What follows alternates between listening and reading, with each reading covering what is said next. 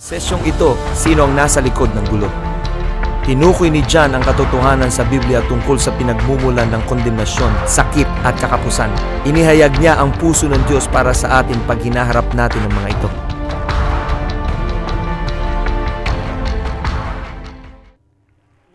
Welcome sa ikalimang sesyon ng walang makapipigil na video curriculum. Excited ba kayo?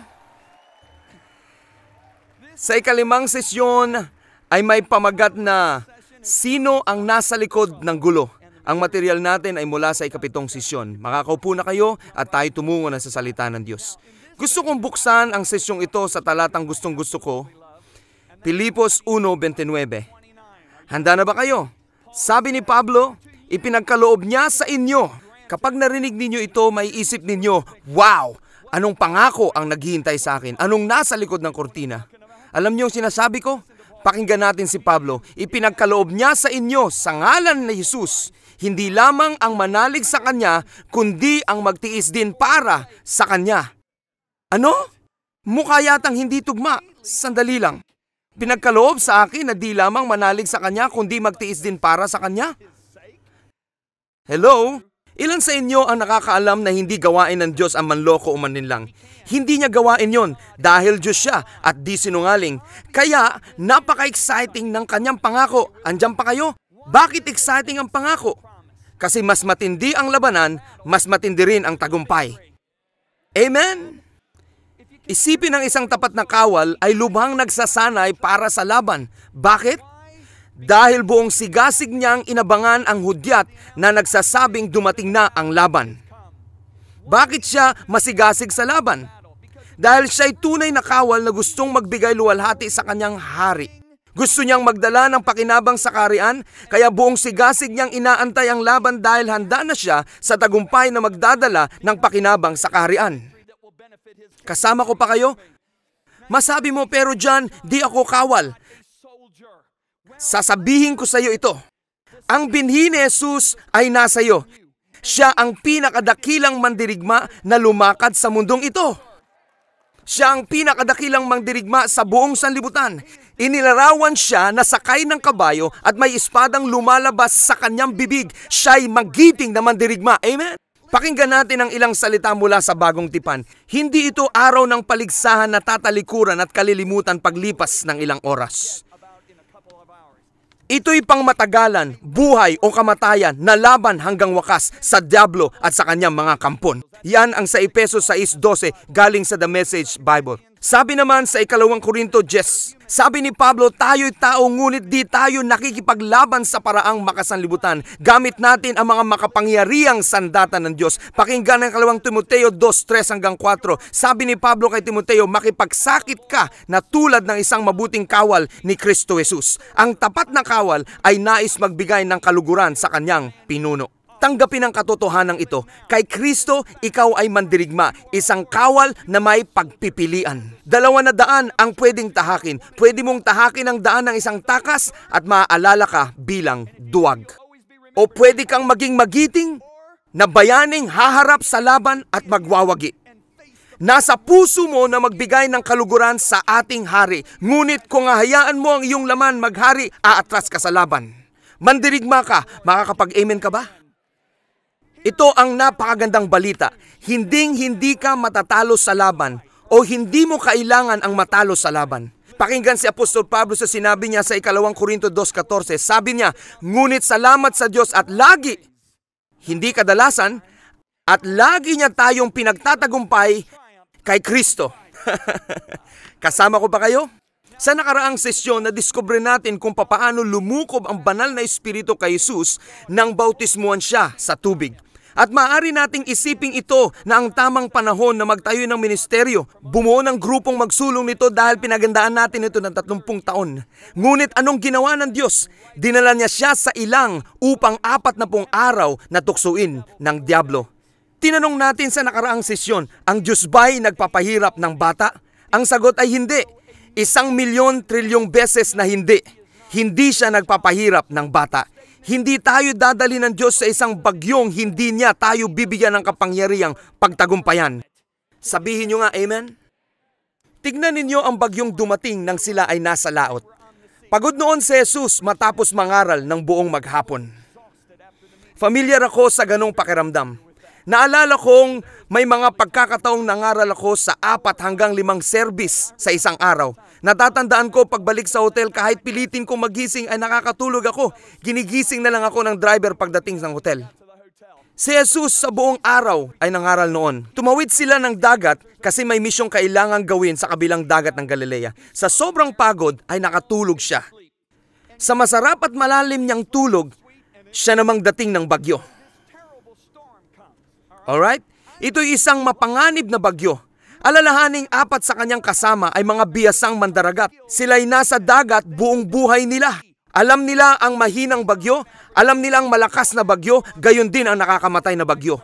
Hindi sila matatakutin, maraming bagyo na ang nadaanan nila. Ang bagyong ito'y mapanganib, papatayin sila nito. Hinampas ng malalaking alon ang bangka. Alam nila maaari silang mamatay. Anong ginawa nila? Ginising nila si Jesus at sinabi, "Wala ka bang pakialam na mamamatay na tayo?"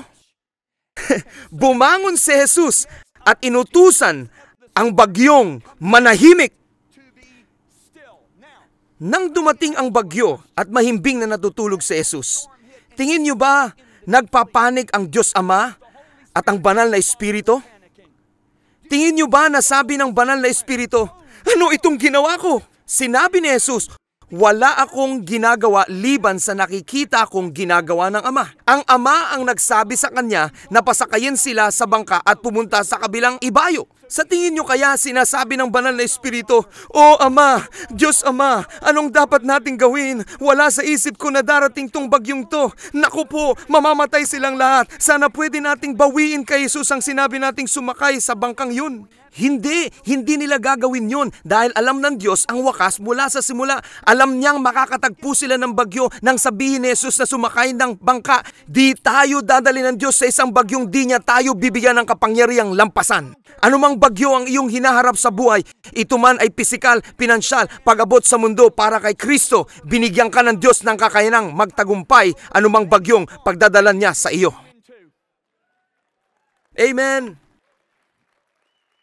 Sinaway ni Jesus ang hangin at mga alon. Bumaling siya at tiningnan sila sa baywika. "Bakit kayo natatakot? Bakit wala kayong pananampalataya?"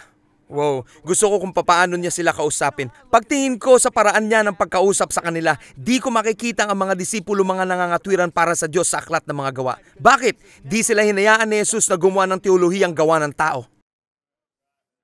"Tingin ko gusto ng Diyos na dumaan kayo dito para may maituro sa inyo." Pambihira, katawa-tawa ito. Di sila hinayaan ni Jesus na gumawa ng ganong teolohiya. Alam nyo ba? Sabi lang niya, "Wala kayong pananampalataya." Saan na to? Bakit kaya siya mahigpit sa mga ito? Dahil sinabihan niya sila sa talata 35, tumawid tayo sa kabilang ibayo. Di niya sinabi, tayo na sa kalagitnaan at lumubog. May kapangyarihan sa mga salitang yun, tumawid tayo sa kabila, alalahanin na siya ay anak ng Diyos. Ang kailangan lang nila ay ang salitang tumawid tayo sa kabila.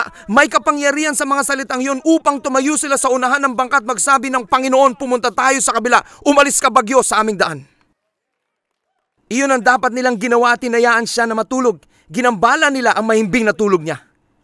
Kaya siguro medyo napagsabihan niya sila. Kuha niyo bang sinasabi ko? Ang katotohanan ito ang naghihiwalay sa mga talunan, sa mga namamahala sa buhay. May mga laban tayo at hindi ito may iwasan, ngunit di gaya ng natural na tao, meron tayong kapangyarihang pagtagumpayan ito. Kailangan nating lumaban ng walang pigil hanggang manalo sa laban. Amen? Kung binayaan na lang sa mga apostol, malamang nalunod sila nung araw na yon. Ngunit tingnan ang pakinabang sa determinasyon ni Jesus na labanan ang bagyo. Una, lahat sila ay buhay. Ikalawa, napalaya ang isang lalaking sinapian ng dyablo. Ikatlo, ang lalaking napalaya mula sa dyablo ay nakaimpluwensya ng 10 syudad para sa kaluwalhatian ng Diyos. Ito ay dahil pinili ni Jesus na labanan ng bagyo habang pinili ng mga apostol na mamatay. Kita niyo ang pagkakaiba? Amen. Tulungan ko kayo dito. Kung posibleng tanungin ng mga apostol kung sulit bang pinagdaanan nila, malamang sagot nila, oo. Tingnan natin ang ibang kaso, si Pablo. Ang apostol ay patungong Jerusalem at gusto kong pakinggan nyo ang sinabi niya. Bilang pagsunod sa banal na espiritu, ako'y babalik sa Jerusalem. Di ko alam kung anong mangyayari sa akin doon. Sa bawat syudad, binalaan ako ng Espiritu Santo na piitan at kapahamakan ang nag-aantay sa akin. Uulitin ko ang salitang Grego sa kapahamakan ay telepses. Kaya siya'y dinala ng banal na espiritu sa lugar na makakaranas siya ng matinding kahirapan. Anong kinahinatnan ng hindi pagpapapigil na paninindigan ni Pablo na harapin ito? Ang mga Hudyo at Hintil sa Jerusalem ay nakarinig ng salita ng Diyos. Maraming mamamayan ng Imperyong Romano ang nakarinig ng salita ng Diyos. Di lang yon, mga kawal, hari ng riyon, maging si Cesar mismo ang nakarinig ng salita ng Diyos dahil kusang hinarap ni Pablo lahat ng bagyo. Magandang pangangaral, amen? Hindi Diyos ang may akda ng bagyo o pagdurusa. Alam niyang haharapin ito ni Pablo dahil sa mundong salungat sa mga bagay ng Diyos. Gayunman, ang pag-ibig ni Kristo ang nagtulak kay Pablo kaya't nagpatuloy siya. Idiniklara ni Pablo, sa lahat ng ito, sa bawat isang paghihirap, iniligtas ako ng Diyos. Ito isang ayon sa Salmo sa sinabing siya, ang Diyos, ang nagligtas sa akin sa lahat ng kapahamakan. Hindi 98% ng kapahamakan, hindi 99% ng kapahamakan, iniligtas niya ako sa lahat ng mga ito. Amen. Ipapaliwanag ko sa inyo ito mula sa pananaw ng isang magulang. Ang aming panganay, ipinagmamalaki namin ni Lisa ang 4 naming anak. Sa paglipas ng mga taon, sabi ko, Diyos ko, di ko anak ang mga ito, sila'y mga anak nyo. At kami ginawa mong katiwala ng mga pag-aari ninyo. Ang 4 na binatang ito ang pinakamagaling na nakita ko sa aking buhay. May pagkiling ako, Noong ang panganay naming si Addison na CEO ng ministeryo namin ay nasa grade 1, meron siyang problema kasi may mga siga sa kanyang klase. Alam nyo, sa palaruan, sinisira nila ang araw niya. Gabi-gabi, umuuwi si Addison na umiiyak na ikinikwento kung anong nangyari at kung paano siya tinatrato ng mga sigang bata. Bilang tatay, alam niyo kung anong gusto kong gawin? Gusto kong pumunta sa palaruan upang sapakin ang mga batang yon. Ngunit may 3 dahilan na hindi maganda ang kahinatnan nun. Una, hindi iyon makadiyos. Ikalawa, hindi magiging maganda ang epekto sa paghubog sa karakter ni Addison. At ikatlo, di sakop ng kapangyarihan ko ang palaruang iyon. Iyon ay pook na dapat pamahalaan ni Addison. Kaya gabi-gabi, pag uwi ni Addison, naluan. Tinuturuan namin siya kung paano pakitunguhan ng mga batang iyon. At unti-unti, umuuwi siyang may tagumpay. Alam pa ninyo kung ano nangyari? Dahil dito at sa iba pang mga bagay na hinarap niya, si Addison ay naging mahusay sa relasyon sa kapwa. Nang pumasok siya sa aming ministry noong 18 anyos siya, sabi ko sa chief of staff ko, walang ibibigay na espesyal na pribileyo sa kanya. Paglipas ng 6 na buwan, tinawagan ako ng chief of staff ko para sabihin gusto ko siyang ilagay sa Church Relations Department. Pinangunahan ni Addison ang department at ito ay napalago niya. Bakit? Nakuha niya ang tiwala ng mga empleyado, ito man ay nasa edad 60 o isang teenager, ito'y dahil nakita nila kung paano siya mangalaga ng relasyon. Ngayon, siya ay CEO ng aming ministry. Bakit? Sa edad na 25 ay meron siyang katangitanging kakayanan sa pangangalaga ng relasyon. At sasabihin ko sa inyo, mas mahusay pa siya kaysa sa akin sa paghawak ng relasyon. Saan ang galing ito? Sa mga siga sa palaruan. Binigyan siya ni Daddy ng dunong. Sabi ni Santiago, magala kayo kapag dumaranas kayo ng iba't ibang pagsubok at kung kulang ng karunungan humingi kay tatay at ibibigay ito sa inyo kung hihingin ito ng may pananalig. Tama? Amen? Kaya, ang paksang ito'y napakahalaga. Katitisuran ito ng marami, lalo na sa 3 pangunahing bahagi ng buhay. Ang nakaraang halimbawa ay naglalarawan na hindi Diyos ang pinagmumula ng pagdurusa. Lagi ba itong tama?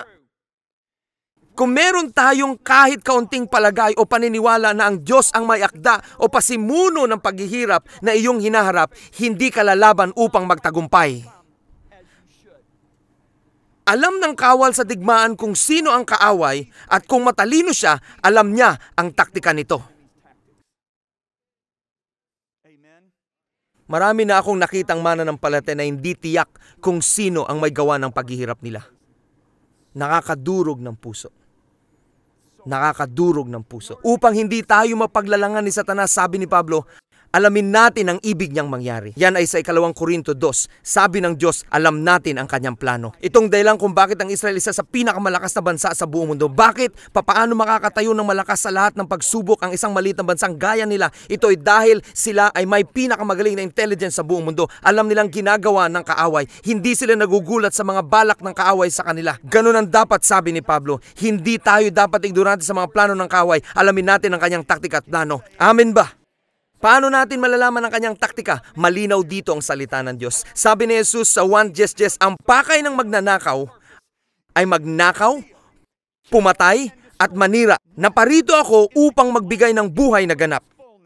Dito sa kabanatang ito, ipinakita ni Jesus si Jesus at ang mga kampo nito bilang magnanakaw. Tinawag din itong Diyos sa panahong ito sa 2 Korinto 4:4. Siya ay prinsipe ng kapangyarihan ng hangin. Siya ang nagtatalaga ng sistema ng mundo. Malinaw ito. Anumang paghihirap na may pagpatay, pagnakaw, paninira, kaaway ang nasa likod niyan at hindi Diyos. Sa kabilang banda, ginagawang hayag ni Jesus ang kalooban ng Ama. Kaya ang layo ng Diyos sa iyo ay buhay na ganap. Magandang sabihan ng Amen. Pag humaharap ng pressure, paghihirap at dusa, gamitin nating pansalag ang 1:10 para malaman kung Diyos o kaaway ang nasa likod nito. Kung ito'y pagnanakaw, pagpatay o panira, alam mo na ang gagawin. Hawakan ito sa paraang ipapakita ko sa sesyong ito. Gusto mo ba ng mga pambihirang katuruan mula kina John at Lisa Bibir? Kung may kilala kang marunong magsalita ng ibang wika maliban sa Ingles, bisitahin ang cloudlibrary.org. Piliin ang iyong wika. Piliin ang iyong mapagkukunan ng impormasyon mula sa extensive library.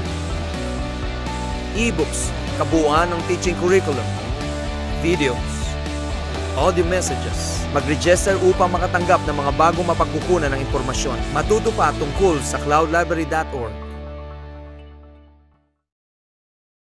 Ang unang lugar kung saan maaring Kristiyano ang napapalaban at napipigilang maging produktibo ay kahihiyan, guilt at kondemnasyon. Una nating tingnan ang pinanggalingan, alright? Kung sasalain ito, basahin natin ang salita ng Diyos. Roma 8:33-34 ay nagsabi, sino ang mag-uusig sa mga hinirang ng Diyos? Diyos ba? Uusigin ba tayo ng Diyos? Hindi, ayon kay Pablo. Siya ang nagbigay sa atin ng tamang katayuan sa Kanya. Sino ang kukundina sa atin? Si Kristo Jesus? Anong sagot niya? Hindi. May diin pa ito. Siya ang namatay para sa atin at muling nabuhay at ngayon ay nakaupo sa lugar ng karangalang katabi ng Diyos at namamagitan para sa atin. Di kanya inuusig, namamagitan siya para sa iyo. Si Satanas ang nag-uusig sa atin. Hindi si Jesus. Hindi siya nag-uusig, hindi siya naglalagay ng kahiyan o guilt o pagkundina sa atin. Bakit niya gugustuhin ilagay sa atin ang kinuha niya? Magsabi nga ng amen. Isipin mo, ipinadala ng Diyos si Jesus na mamatay para sa iyo nung ika'y kaaway pa niya. Pumayag si Jesus at pinangyari ito ng banal na Espiritu. Bakit ka kukundinahin ng Diyos Ama o banal na Espiritu Santo ngayon? Ganito ang sabi ng Hebreo 9:14, di hamak ang magagawa ng dugo ni Kristo.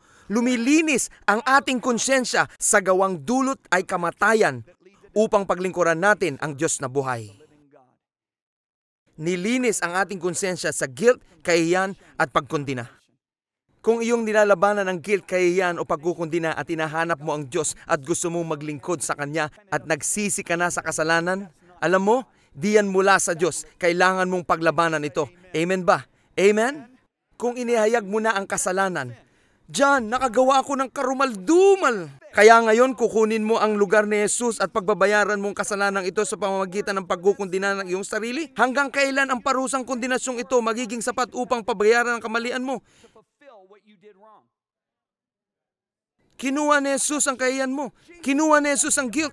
Minsan nagdarasal ako, sabi ko, sobrang ikinahihiya ko ang sarili ko. Sagot ng Diyos, di sa akin galing yan. Bigla akong wow. Sabi niya, kinuha ko ng kahihiyan mo, John. Sagot ko, oh my goodness. Hindi ko yun malilimutan habang buhay ako. Ang kahihiyan, guilt at pagkundina ay di galing sa Diyos. Mainam na tayo mag-amen. Ilagay natin to sa tamang balanse. Itinutuwid o pinapalo tayo ng Diyos Ama. Sabi sa Hebreo 12:5, anak, huwag kang magwalang bahala pag tinutuwid ka ng Diyos at huwag panghinaan ng loob pag kinakagalitan. Ay, nakagalitan na ako ng Panginoon. Gugustuhin ko pang paluin ng 2x2 ng siga kaysa tamaan ng pagtutuwid ng kanyang salita. Sumang-ayon kayo. Ito yung talagang ayaw mong magalit sa iyong ama? Nakukuha niyo ibig sabihin? Itinutuwid tayo sa dalawang dahilan. Una, para maibalik ang ating ugnayan. Ikalawa, upang tayo lalo maging kawangis niya. Hindi upang pumatay, magnakaw o manira. Tandaan, ang pagkukundina at pagtutuwid ay parehong may pakiramdam na di maginhawa. Totoong masakit, parehong masakit ang pakiramdam. Pakinggan ang Hebreo 12:11. Habang tayo pinapalo, di tayo natutuwa kundi naghihinagpis. Sa makatuwid ang pagpalo ng Panginoon, ang kanyang pagtutuwid ay masakit. Anong pagkakaiba nito? Malaking pagkakaiba. Sa pagkundina, di ka bibigyan ng daang palabas. Sa pagtutuwid, meron. Pagsisisi ang tawag dito. Ito ang pagbabago ng isip at puso. Diyos ko, di ko na gagawin yun kailanman. Di ko na pag-uusapan ng taong yun kailanman. Kita niyo sinasabi ko? Isinulat ni Juan, mga anak, isinusulat ko ito sa inyo upang hindi kayo magkasala. Ngunit, kung magkasala ang sinuman, may tagapamagitan tayo sa Ama, sa Jesucristo, ang ngalan niya. Pansinin, di sinasabing mga anak, sinulat ko ito sa inyo para pa nagkasala kayo, may tagapamagitan. Ang layon ay huwag magkasala. Ngunit sakaling magkagayon, may tagapamagitan. Bakit layon ay huwag magkasala? Malinaw sa Roma 6:14, pagkat di dapat maghari sa inyo ang kasalanan, yamang wala na kayo sa ilalim ng kautusan, kundi sa biyaya. Sa biyaya ay makakapamuhay tayo tulad ni Jesus. Ang layon ay huwag magkasala. Ngunit pag nagkagayon, may tagapamagitan tayo. Kasama ko pa kayo? Amen? Tandaan, sabi ng Biblia, kung ipapahayag natin ang ating mga kasalanan, tapat siya at patatawarin tayo at lilinisin sa bawat kamalian. Ano ibig sabihin ng tapat? Ang ibig sabihin, patatawarin niya tayo. Ano ibig sabihin nun? Patatawarin kanya kahit sino ko ano man ang nagawa mo. Isang malaking hadlang sa pamamahala ng isang mananampalataya ang kamalayan sa kasalanan. Nililinis tayo ng dugo ni Jesus mula dito. May panahong kailangan mong sabihin na nasa isip mo at ipahayag na iyan ay nasa ilalim ng dugo. Kasing layo ito ng silangan sa kanluran, nakabaon sa dagat ng paglimot, lumayas ka, ikaw na manguusig na mga kapatid. Amen.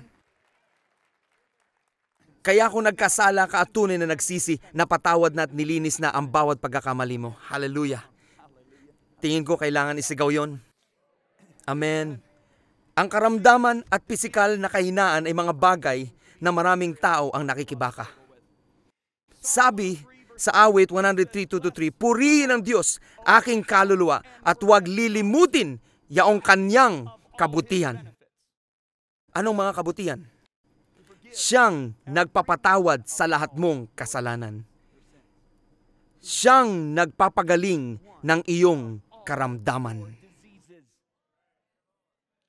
Pakinggan mo ito, nagpapagaling sa bawat isa ng lahat mong karamdaman. Hindi sinabing nagpapagaling ng ilan sa iyong karamdaman. Siyang nagpapagaling sa bawat isa ng lahat mong karamdaman. Di sinabing karamihan ng karamdaman, lahat ng karamdaman. Bakit ganon? Dahil sabi ng Biblia sa Isaias, tiniis niya ang ating hirap. Anong mga hirap? Pag tiningnan mo ang original, karamdaman, kahinaan at ligalig, binasa ko sa inyo mula sa Amplified. Wala akong anumang itinagdag. Tiniis niya ang ating hirap, karamdaman, kahinaan, ligalig, at sa hirap at ampas na tinamo niya, tayo'y pinagaling.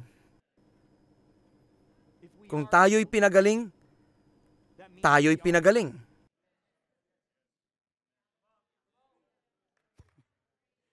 Di yan ang sinasabi ng doktor. Nilirespeto akong doktor at gayon din dapat ang gawin ninyo. Pero di Diyos ang doktor. Paniniwalaan mo ba ang report ng Diyos sa iyo o mas maniniwala ka sa report ng doktor? Nagpapasalamat ako sa mga doktor dahil meron silang isang layon at yun ay tumulong sa Diyos pagpapagaling ng tao. Ayaw ng Diyos na magkasakit kahit sino. Gusto yun ng diablo. Mabuting aral, amen, tutulungan ko kayo. Sabi sa Webster na salin, tiyak na dinala niya ang ating karamdaman at sa kanyang sugat tayo'y pinagaling. Sa New English na salin, itinaas kasama niya ang ating karamdaman dahil sa sugat niya tayo gumaling. Kung tayo'y pinagaling, tayo'y pinagaling. Amen? Kung titingnan ninyo ang buhay at ministeryo ni Jesus, di niya sinabi sa taong lumalapit sa kanya para sa kagalingan na, alam mo, may itinuturo sa iyo ang aking Ama. Tiisin mo lang yun, bro. Magkakaroon ka ng makadiyos na karakter. Tandaan mo, mahal kita. Kaawa-awa. Di yan representasyon ni Jesucristo na ating Diyos, Panginoon at tagapagligtas. Alam mo, kung iniisip mo na may tinuturo sa iyo ang Diyos mula sa karamdaman, bakit di ka pumunta sa doktor? Nilalabanan mong pagtuturo sa iyo ng Diyos. Kung iniisip mo na gusto ng Diyos na matuto ka mula sa karamdaman, huwag ka nang pumunta sa doktor. Bakit mo lalabanan ang kanyang pagtuturo? Ang labo nito, di ba? Sa kabila nito, walang mali sa pagpunta sa doktor dahil lahat ay may iba't ibang antas ng pananampalataya. May mga taong gumagaling sa pagpunta ng doktor, doon ang kalang pananampalataya. Ayos yun. Gaya ng maganda kong biyanan, ang nagsabi, Doktor, mahal ko kayo at pinapahalagan pero sa akin to. Sabi ng Diyos sa akin, magaling na ako. Makalipas ang 31 taon, narito siya, buhay at maganda. Amen. Hindi mo ito makikita sa aklat ng mga gawa. Wala kang makikitang disipulo na sasabihin sa may sakit, gusto din kitang makitang gumaling, pero may gusto sa iyong iparating na ituro ang Diyos. Hindi ko alam. Hindi nila ito ginawa dahil di sila pinahintulutan ni Jesus na bumuo ng kakatawang teolohiya. Nang hindi nila mapagaling ang isang bata sa epilepsy, sinabihan sila ni Jesus, mga walang pananampalataya, hanggang kailan ko kayo pagtitiisan? Isipin mo, kaunting awa naman, Jesus. Alam nyo, awa yun. Dahil ang pag-ibig, nagsasabi ng totoo, nang may pagmamahal, mahal niya silang lahat. Sinasabi niya, ayoko na ang karamdaman ng tradisyon at maling teolohiya ay sisirain kayo pati ng mga taong dapat ninyong paglingkuran. Kaya sasabihin ko ito ng tapat sa inyo. Kayo ay walang pananampalataya ngayon. Alam nyo kung bakit? Kaya nyo siyang pagalingin, pero ako nang bahala. At natuto sila mula noon.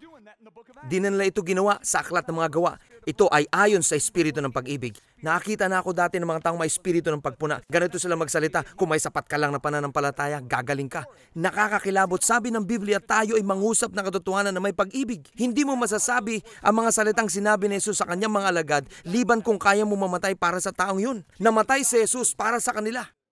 Ginawa niya ito dahil sa pag-ibig. Sinabi niyang katotohanan na may pag-ibig.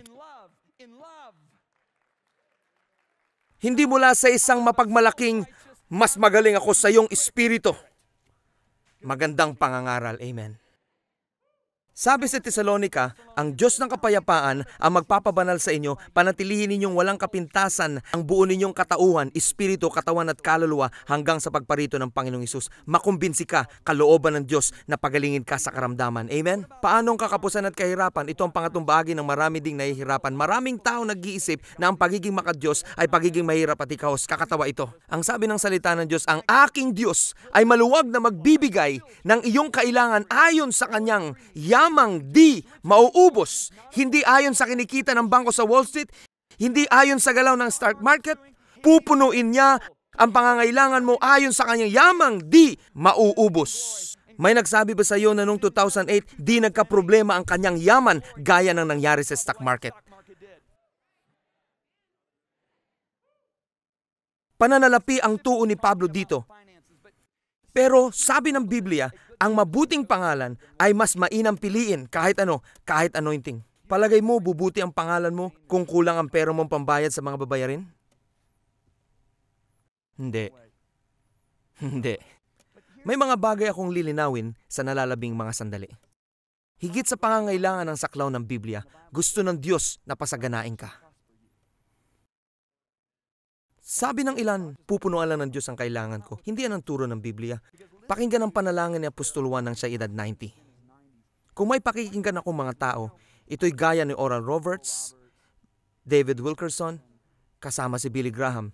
Sila'y naging tapat sa Diyos buong buhay nila. Di sila nasangkot sa iskandalo. Pag tiningnan nila ako at may gustong sabihin, alam niyong gagawin ko. Ako'y buong ingat na makikinig, buong ingat kung pakikinggan ang sasabihin nila sa akin. Edad 90 si Juan nang sabihin ito. Pakinggan ang sinabi niya. Minamahal, dalangin ko sa lahat ng bagay. Narinig niyo ito? Sa lahat ng bagay. Na kayo ay managana at lumusog na gaya ng pananagana ng inyong espiritu. May mga magsasabing ang ibig niyang sabihin ay pananagana ng iyong espiritu. Hindi, ang sabi niya gaya ng pananagana ng iyong espiritu. Gusto kong managana ka gaya ng iyong espiritu. Kaya di lang pananagana ng Espiritu ang sinasabi niya. Amen? Higit sa lahat, ang Diyos ay hindi eksaherado. Ito ang kinasiyang salita ng Diyos. Ang Biblia ay kinasiya ng Diyos. Sabi ng Diyos, sa lahat ng bagay, higit sa anuman, gusto ko malusog ka at managana ka gaya ng pananagana ng Espiritu. Andiyan pa kayo? Ano ang tunay na kasaganaan? Pagkakaroon ba ng magarang kotse na malaking bahay? Naghahalo na ako dito. Hindi iyon kasaganaan. Alam niyo kung anong tunay na kasaganaan kapag nakakatulong ka sa kapwa. Pag meron kang pinagkukunan upang makatulong sa tao. Meron ako magandang buhay. Pinagpala kami ng Diyos sa magandang bahay. Malaking kagalakan kong pagbigay sa akin ng Diyos ng abilidad na maka-impluwensya ng 250,000 na pastor sa buong mundo. Sa pamamagitan ng aking mga aklat na nasa 41 bansa na. Alam nyo, binigyan kami ng Diyos ng kakayanan na magtayo ng safe house sa Cambodia upang iligtas ang mga babaeng biktima ng human sex trafficking. Nagtayo din kami ng vocational school. Yan ang kasaganaan. Nang tamaan ng ipu-ipong Joplin, Missouri, 2 linggo nang nakaraan, binigyan kami ng kakayanan ng Diyos na magpadala ng $40,000 doon sa pastor. Siya ngayon ang nagniningning sa Joplin dahil sa kanyang pagtulong sa kanilang mga pangangailangan. Yan ang kasaganaan. Amen! Hallelujah! Sumasaya ako sa pangangaral. Ubus na ang ating oras kaya hanggang sa susunod na session. Magkita tayo sa session 6. Sa session 6, armasan ang sarili. Magkakaroon ka ng pag-unawa na maghanda sa labanang espiritual. Matututunan ninyong tingnan ang bawat pagsubok bilang pagkakataon na makiisa sa tagumpay ni Kristo.